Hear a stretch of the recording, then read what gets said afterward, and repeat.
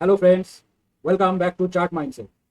আজকে আমরা real trading psychology, risk management আর স্মার্ট মাইন্ডসেট নিয়ে কথা বলব। তো চলো প্রথমে আজকে আমি যে ট্রেডগুলো করেছি সেই ট্রেডগুলো তোমাদের দেখাবো এবং কিভাবে করেছি এবং কোথায় আমি ট্রেডকে ম্যানেজ করেছি, কোথায় স্টপ লস ট্রেল করেছি, পুরোটা বিস্তারিত জানবো। তো আগে আমি আমার মেইন পেজ, যেটা জিরোধা বা কাইটে আমি ট্রেড করি, সেই পেজটাতে চলে আসলাম। তো দেখো, দুটো আমি ইন্টারডে ট্রেড করেছিলাম, একটা আমার পজিশনাল ট্রেড নেওয়া আছে। তো আইশার মোটর এবং বাজাজ ফাইন্যান্স, এই দুটো স্টকে আমি ইন্টারডেতে ট্রেড করেছিলাম। এবার দেখবো, এখানে আমার খোলা আছে আইশার মোটর। এবার কখন আমি ট্রেড নিয়েছিলাম, কিভাবে নিয়েছিলাম, সেটা বিস্তারিত এখান থেকেই জানবো। তো দেখো, এটা হচ্ছে আইশার মোটরের চার্ট। তো প্রথমে কি করলাম, মার্কেট স্ট্রাকচার দেখেছিলাম, র্যান্ডাম ইন্ডিকেটর না, এটা আমাকে প্রথমে জানতে হবে। এবার মার্কেট স্ট্রাকচার কিভাবে দেখলাম, মার্কেট স্ট্রাকচার দেখলাম হচ্ছে এনএসসি সাইডে গিয়ে কোন সেক্টর আজকে টপ পারফর্ম করছিল, সেই সেক্টর থেকে দুটো করে স্টক নিয়ে আমি সেই চার্টগুলোকে ওপেন করে প্রথমে মার্কেট স্ট্রাকচারটাকে দেখলাম যে কোনটা মানে বেস্ট পারফর্ম করছে। তো অটোতে আমি দেখলাম যে আইশার মোটর ছিল ফার্স্ট। আইশার মোটর দেখো, ফার্স্ট 15 মিনিট ক্যান্ডেলে একটা গ্যাপ আপ ওপেন করে একটা মোমেন্টাম কন্টিনিউয়াস ও সেট আপ দিয়েছিল। তো প্রাইস যখন আমার ডাইরেকশনে মুভ করলো, এবার কি আমাকে প্রথমে দেখতে হবে যে যখন এটা তো first 15 minute candle, generally 15 minute ক্যান্ডেলে কোনো মোমেন্টাম ট্রেডিং হলে আমি তার পুল ব্যাকে এন্ট্রি নিই। তো আমার এন্ট্রি ছিল এইখানে, যখন এখানে প্রাইস কনসলিডেশন করে এই জায়গাটা 7362 উপরে ক্লোজ দিয়েছিল। আমার দেখো এখানে ট্রেড নেওয়া ছিল, অর্ডার ফ্লোতে গেলে আমি দেখতে পাবো 7367 এইখানে আমি ট্রেডটা নিয়েছিলাম। যেটা আমি এখানে এই সব জায়গায়, এটা যদি একটু জুম করি তাহলে আর একটু ভালো বোঝা যাবে। আমার ট্রেড ছিল ঠিক এই পজিশনে।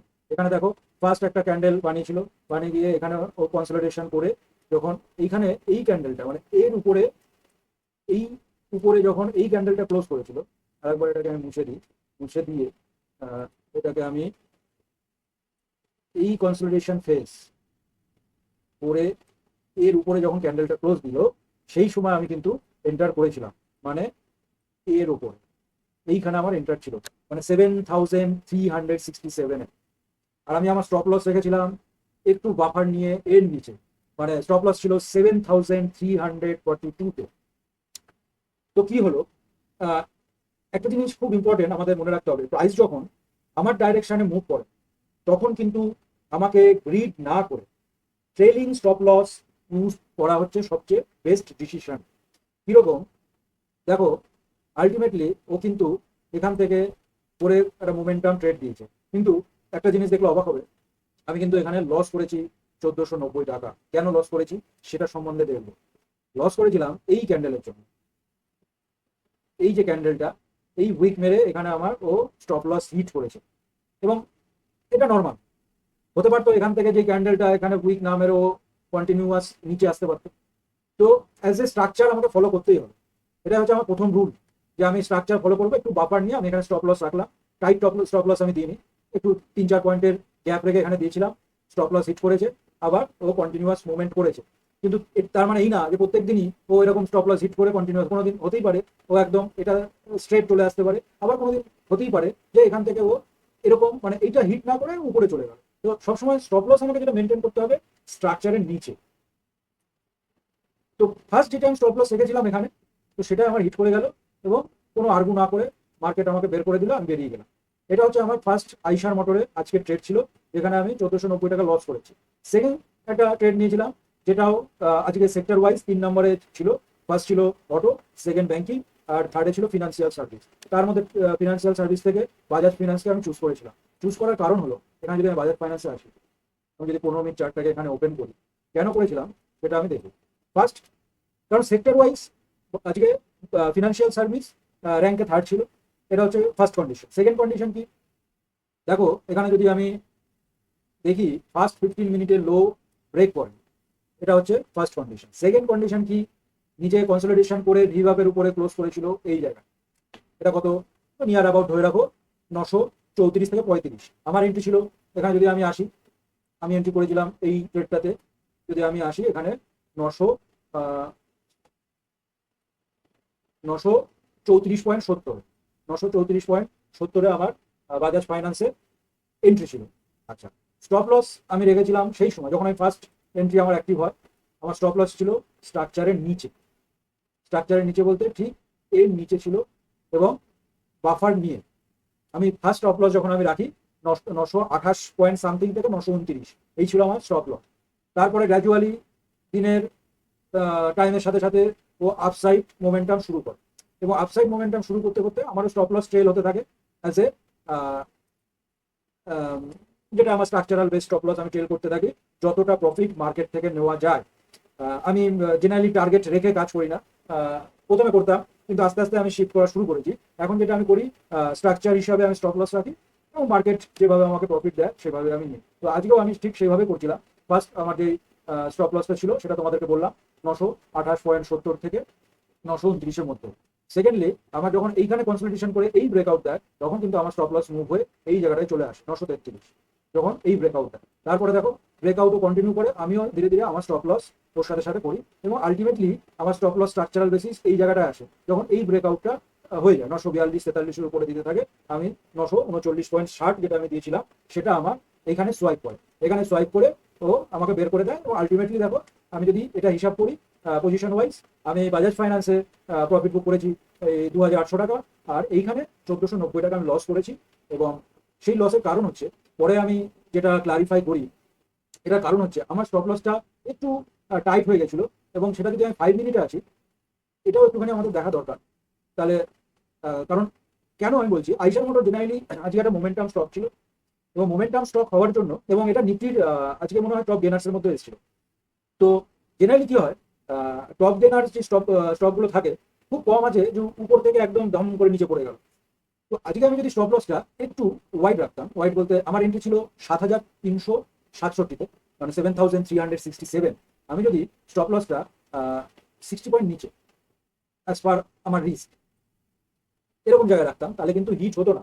সেটা পরে আমি একটু যখন চার্ট অ্যানালাইসিস করছিলাম আফটার মার্কেট এই সন্ধ্যের দিকে, তখন আমি দেখলাম যে আমার স্টপ লসটা একটু টাইট স্টপ লসের মধ্যে পড়ে গেছে, যার জন্য স্টপ লসটা হিট করে গেছে। এই যে উইকটা মেরেছিল এই ক্যান্ডেলে, এই যে ক্যান্ডেলের উইকটা মেরেছিল, তাতে আমার স্টপ লসটা খেয়ে যায়।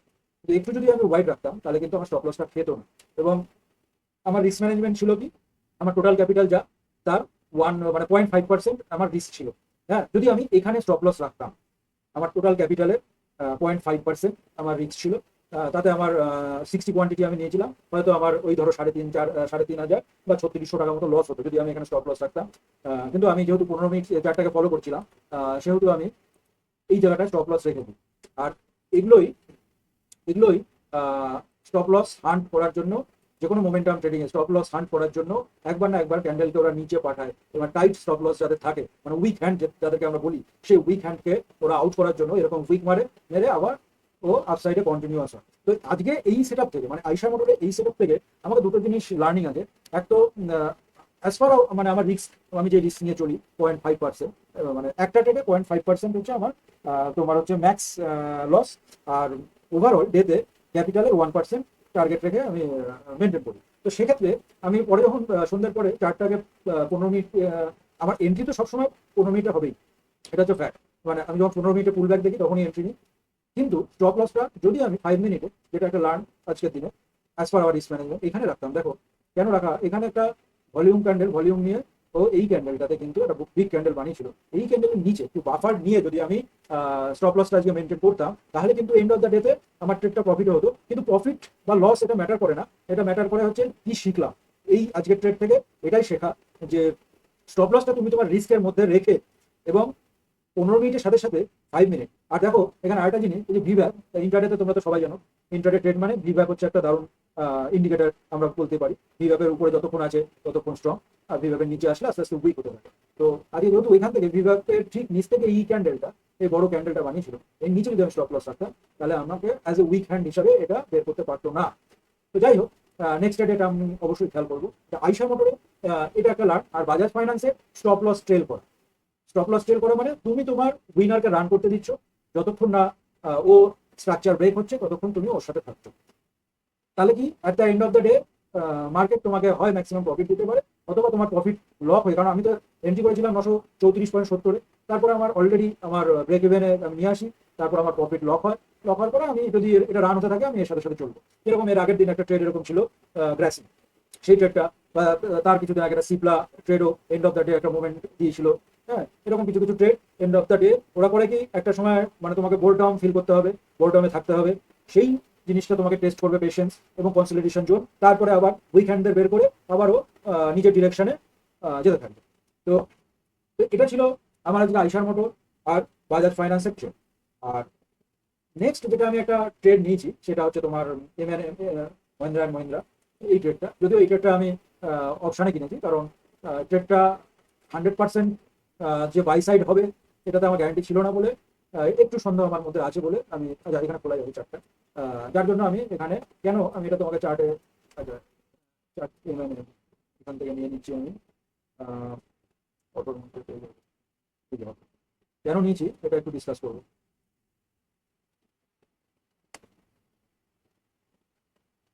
এটা নেওয়ার অর্থ হলো, এখানে আগে এই ইন্ডিকেটারটা আমি অফ করে দিচ্ছি, ভিভাবেরও দরকার নেই যেহেতু পজিশনাল নিয়েছি, ভিভাব ইন্টারডেতেই কাজে লাগে। তো ফার্স্ট আমি উইক 1 উইক টাইম ফ্রেমে দেখি। যদি আমি উইকলি টাইম ফ্রেমে দেখি তাহলে দেখবো যে স্টকটা এখনো উইক টু সাইডওয়েজ স্ট্রাকচারে আছে, মানে এটা বুলিশ হয়নি, উইক টু সাইডওয়েজ। মানে এখানে আমি যদি এটা দেখি, দেখো এখানে উইকলি টাইম ফ্রেমে কয়েক সপ্তাহ ধরে ও একই জায়গায় ট্রেড করছে, এখানে যদি আমি দেখি, আর এইখানে একটা সাপোর্ট হিসাবে ও কাজ করছে এই জায়গায়, মানে এটা ধরো 2900 কাছাকাছি, 2900 থেকে 3000-এর মধ্যে। তো এখানে আমি একটা খুব ইম্পর্টেন্ট জিনিস রিয়ালাইজ করলাম, ট্রেডারদের দুটো মাইন্ডসেট থাকে, একটা হোপ মাইন্ডসেট আর একটা স্ট্রাকচার মাইন্ডসেট। তো হোপ মাইন্ডসেট বলে না আর তো উঠবে না, আর স্ট্রাকচার মাইন্ডসেট বলে যতক্ষণ স্ট্রাকচার ভ্যালিড ততক্ষণ হোল্ড, স্ট্রাকচার বের হলে এক্সিট। এটাই কিন্তু হিউজ ডিফারেন্স, যেটা তোমাকে আমি এই বাজাজ ফাইন্যান্সও দেখালাম বা আইসার মোটরেও দেখালাম আজকে 15 মিনিট ক্যান্ডেল। স্ট্রাকচার ব্রেক তখন কিন্তু আর ওয়েট করে লাভ নেই, বেরিয়ে যাও। কারণ আজকে এটা আমি দেখছি বাবা এখানে তো আমাকে হিট করে আবার তো মোমেন্টাম আপসাইডে দিল, তাহলে তো পরের দিন বেরোবো না, এটাই কিন্তু ভুল। যখনই তোমার স্ট্রাকচার ব্রেক হবে কোনো আরগু না, স্ট্রেট বেরিয়ে যাও, সে তোমার লস হোক বা প্রফিট হোক, প্রসেসকে ফার্স্ট হচ্ছে প্রসেসকে ফলো করতে হবে। তো মানে এখানে মহিন্দ্রা যে স্টকটা, একটা অটো স্টক, এটা নেওয়ার কারণটা যেটা আমি ডিসকাস করবো যে এখানে, হ্যাঁ এখানে যেটা মেন রিজন, এবার হচ্ছে এখানে দেখছি এখনো বুলিশ নেই, উইক স্ট্রাকচার, কিন্তু একটা সাপোর্ট দিয়ে ক্রিয়েট করেছে এইখানে। আর তোমার হচ্ছে আমি যদি ডেলি টাইম ফ্রেমে আসি, ডেলি টাইম ফ্রেমে আসলে আমি দেখব যে এখানেও সুন্দর একটা ও সাপোর্ট, এই 3000 এই সব লেভেল, এটা কত আছে 3075 এর কাছাকাছি একটা সাপোর্টও বানিয়েছে, একটা সাপোর্টও বানিয়েছে। তো হতে পারে যে আগামী মাসে মানে জুন মাসে ও এখান থেকে একটা আপসাইড মোমেন্টাম দিতে পারে, নট গ্যারেন্টি, বাট এটা দিতে পারে। এবং এটা ভ্যালিড কখন হবে, যখন এটার উপরে সাস্টেন করবে। এটা কত না 3300, মানে 3300-এর উপর যদি এটা সাস্টেন করে তাহলে একটা আমরা এক্সপেক্ট করতে পারি এখান থেকে আরো কিছুটা পয়েন্ট ও এগোতে পারে, এবং সেটা এতখানি এইসব লেভেলে আসতে পারে, 3500 থেকে 3600 এই লেভেলের কাছাকাছি আসতে পারে যদি 3300-র উপরে মহিন্দ্রা এম সাস্টেন করে তাহলে। এবং সেক্ষেত্রে আমি দেখলাম যে আমার স্টপ লস মাত্র এখান থেকে 120 থেকে 25 point as a structural stop loss, কিন্তু যদি ও আপসাইড 3300-র উপরে মুভমেন্ট করে তাহলে কিন্তু একটা বিগ অপরচুনিটি আমার হাতে আছে, সেই জন্য কিন্তু আমি এই ট্রেডটাতে এন্ট্রি করেছি। তা বলে আমি বড় ক্যাপিটাল এখানে ইনভেস্ট করিনি, কারণ আমি 100% শিওর নই, হতে পারে কালকে ও এখান থেকে স্ট্রাকচার ব্রেক করে নিচে আসতে পারে, যার জন্য এখানে আমি একটা কল অপশন পেয়েছি। আমি যদি পজিশনে যাই তাহলে দেখো এখানে আমি কিন্তু একটা জুন মাসে আমি একটা কল অপশন কিনেছি, এবং জুন মাসের যে কল অপশনটা কিনেছি সেটারও একটা স্টপ লস আমি মেনটেন করবো। সেটা কি করবো, ডেলি টাইম। কোথায় করবো, ডেলি টাইম ফ্রেমে যদি আমি আসি, এইটার নিচে আমি একটা স্টপ লস মেনটেন করবো। আমার এন্ট্রি আছে 124-25-এ, আর এটার নিচে যদি ও চলে আসে, মানে 20 পয়েন্ট ধরে রাখো, এটার নিচে যদি চলে আসে 104 বা 5-এর নিচে, তাহলে আমি বেরিয়ে যাবো। তাতে আমার হয়তো 20 থেকে 25 পয়েন্ট স্টপ লস যাবে, 4-5 হাজার টাকা আমার রিস্ক থাকবে।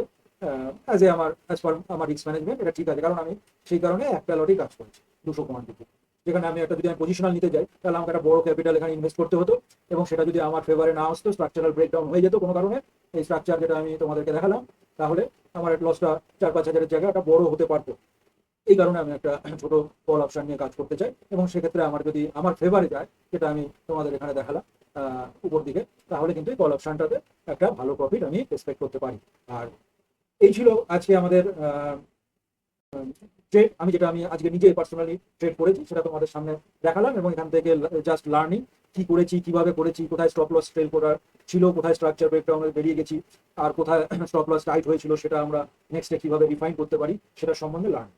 আর তাহলে এখানে যেটা আমি বলবো যে মেন সাইকোলজিটা তাহলে কোথায়, আজকে 3টা ট্রেড থেকে একটা কমন লেসন কিন্তু পাওয়া গেছে, কি ডিসিপ্লিন, মানে ট্রেডিং এর সাকসেস আছে ডিসিপ্লিন থেকে, এটা তোমাকে মানতেই হবে তোমাদেরকে। নেক্সট আসে কিন্তু রিস্ক ম্যানেজমেন্ট থেকে, যেটা আমি এম এর ক্ষেত্রে, মানে মহিন্দ্রা অ্যান্ড মহিন্দ্রার ক্ষেত্রে আমি করেছি, বা বাকি যে ট্রেডগুলো আমি বাজাজ ফাইন্যান্স বা আইসার মোটরের ক্ষেত্রেও করেছি। আর কি থাকতে হবে, ইমোশনাল কন্ট্রোল থেকে, মানে এই 3টে জিনিস, discipline, risk management, emotional control, এটার থেকেই ট্রেডিং এর সাকসেস আসে। এটা না যে হোলি গ্রেল ইন্ডিকেটর থেকে আমি পেয়ে গেলাম, র্যান্ডাম টেলিগ্রাম টিপ নিয়ে নিলাম, ওভারনাইট মিলিয়নারি মাইন্ডসেট থাকে, তাহলে কিন্তু হবে না। আমি পার্সোনালি একটা জিনিস বিলিভ করি, স্মল কন্ট্রোলড লস নর্মাল, যেটা দেখো আইসার মোটরের ক্ষেত্রে আমার হয়েছে, 1490 টাকা লস হয়েছিল, পরে ট্রেড হবে। আর কি কন্ট্রোল, মানে আমি বলতে চাইছি স্মল কন্ট্রোল লস নয়, কিন্তু আনকন্ট্রোলড ইমোশন ডেঞ্জারাস, এটা তোমার মানতে হবে। প্রফেশনাল ট্রেডাররা পারফেক্ট হয় না, এটা কিন্তু আমরা আমাদের আমাদের যেটা জানি ভুল ধারণা, যে প্রফেশনাল ট্রেডাররা শুধু প্রফিট করে, এগুলো কিন্তু আমাদের ভুল ধারণা। ওরা কিন্তু পারফেক্ট হয় না, ওরা সিম্পলি রিস্ক কন্ট্রোল করে সার্ভাইভ করে, ওরা শুধু রিস্ক কন্ট্রোল করতে হয়। যাই হোক, যদি তোমাদের এইরকম রিয়েল ট্রেড লার্নিং ভিডিও পছন্দ করো, তাহলে চ্যানেলটা সাবস্ক্রাইব করো। এই চ্যানেলে ফেক লাক্সারি লাইফস্টাইল দেখানো হবে না বা হয় না, এখানে রিয়েল ট্রেডিং মাইন্ডসেট, সাইকোলজি আর ডিসিপ্লিন এক্সিকিউশন নিয়ে কথা হবে। আর তাই হয়। আর কমেন্ট করে জানাও তোমাদের বিগেস্ট ট্রেডিং লার্নিং কি ছিল। See you in next video. Tata.